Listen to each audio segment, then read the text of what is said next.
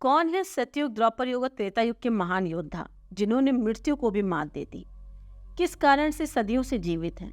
किसके लिए युगों से प्रतीक्षारत हैं? अनंत ब्रह्मांड में क्यों और कहां और किस रूप में हैं?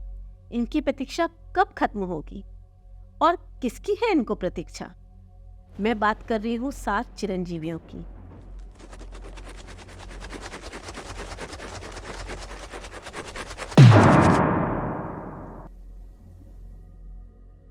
हिंदू पौराणिक धर्म ग्रंथों में 7 चिरंजीवियों का उल्लेख है जो किसी न किसी वचन, नियम और शाप और उद्देश्य से बंधे ब्रह्मांड के अंत तक जीवित रहेंगे। ये 7 चिरंजीवियों में से पहले हैं हनुमान जी। हनुमान जी को शिव का अवतार मानते हैं। इनका उल्लेख रामायण से महाभारत तक है। त्रेता युग में विष्णु अवतारी श्री रामचंद्र जी का पग पग पर साथ दिया था इन्होंने। अशोक वाटिका में हनुमान जी द्वारा लाई गई मुद्रिका को देखकर सीता जी को वियोग में पीड़ा से राहत मिली थी और अत्यधिक हर्ष हुआ और उन्होंने हनुमान जी को चिरंजीवी होने का वरदान दे दिया और विष्णु के अंतिम अवतार कल्कि का साथ देने के लिए बोला। कहते हैं हनुमान जी ने ही तुलसीदास जी को रामायण की अद्भुत गाथा का जीवंत विवरण दिया और उसी से प्रेरित होकर तुलसीदास जी ने इतनी सुंदर रामचरितमानस और हनुमान चालीसा की रचना की। श्रीलंका के बिद्रू मॉनेस्टरी कम्युनिटी है जो कि हनुमान जी को अपना इष्ट मानती है और हर 41 साल में वहाँ चरण पूजा करती है। तब हनुमान जी वहाँ अवश्य आते हैं और ऐसा लोगों का मानना है। रामेश्वरम के गंधमादन पर्वत पर आज भी हनुमान जी किम पुरुष के रूप में तपस्या में लीन हैं। इसी कड़ी में दूसरे हैं परशुराम। त्रेता युग में जन्मे, पिता जमदग्नि और माता रेणुका की संतान। इनके पिता ब्राह्मण और माता क्षत्रिय थी, इसलिए इनको वैदिक मंत्रों और अस्त्र शस्त्र दोनों का ही अद्वितीय ज्ञान था। इन्होंने शिव जी की घोर तपस्या करके शिव धनुष पिनाका प्राप्त कर लिया था।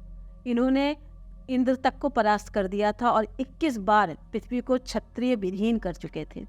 रामचंद्र जी द्वारा जब शिव का धनुष तोड़ा गया तो ये क्रोध में आकर रामचंद्र जी का भी वध करने के लिए आ गए, क्योंकि राम भी क्षत्रिय थे। परंतु जब इनको उनके विष्णु अवतारी होने का पता लगा तो इन्होंने उनसे क्षमा मांगी।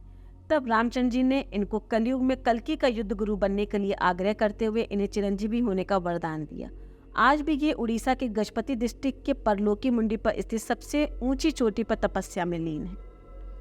इसी कड़ी में तीसरे चिरंजीवी हैं वेद व्यास जी। इनको कृष्ण गोपायन भी कहा जाता है।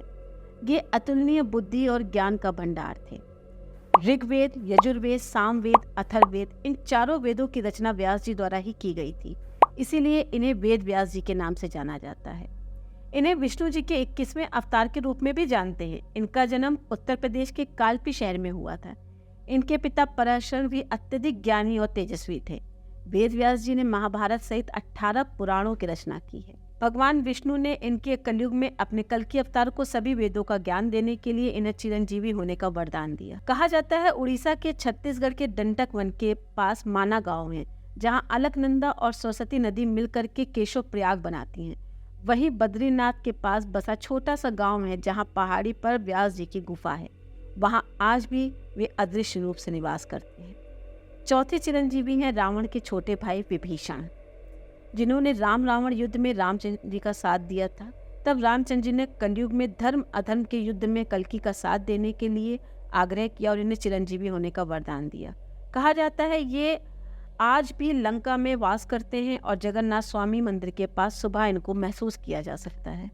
पांचवें चिरंजीवी हैं अश्वत्थामा। 7 चिरंजीवियों में से ये अकेले ऐसे हैं जिनको चिरंजीवी होने का वरदान नहीं अपितु शाप मिला है। अश्वत्थामा के पास असीम शक्ति थी।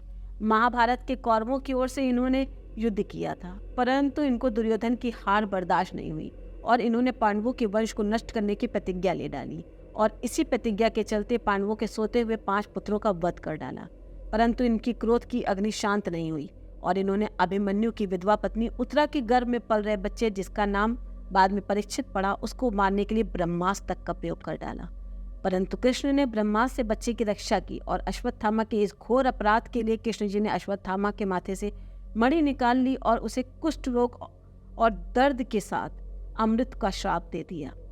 मध्य प्रदेश के बुरहानपुर में असीरगढ़ के किले में शिव का प्राचीन मंदिर है, जहां अश्वत्थामा आज भी अपनी श्राप मुक्ति के लिए पूजा करते हैं। कई लोगों ने इन्हें देखा है और पृथ्वीराज भी जब युद्ध से में मोहम्मद गोरी से परास्त होने के बाद जंगलों में भटक रहे थे तो इनकी मुलाकात भी अश्वत्थामा से हुई थी और इन्होंने उनका इलाज भी करना चाहा, परंतु इलाज कारगर ना हुआ और अश्वत्थामा पृथ्वीराज को अपना परिचय देकर वहां से चले गए। इसी कड़ी में छठे चिरंजीवी हैं कृपाचार्य। ये महाभारत में कौरव और पांडव दोनों के ही युद्ध गुरु थे। अनंत शक्तिशाली महाकाव्य और कविता के रचयिता उच्च गुरु थे। आज भी हिमालय पर तपस्या कर रहे हैं और स्वर्ग के सलाहकार के रूप में कार्य करते हैं। सातवें चिरंजीवी हैं राजा बलि। भक्ति, दया और करुणा के प्रतीक।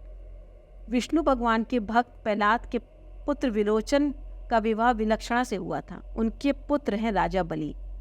इनके पिता विरोचन को इंद्र ने धोखे से मार दिया था, जिसका बदला लेने के लिए इन्होंने अपनी असीम शक्ति और बल पर तीनों लोकों पर अधिकार कर लिया था।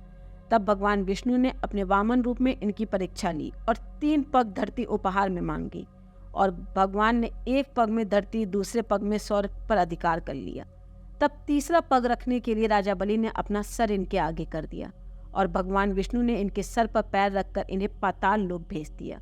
वहां नारद जी के कहने पर राजा बलि ने तपस्या की और पाताल लोक के राजा बने।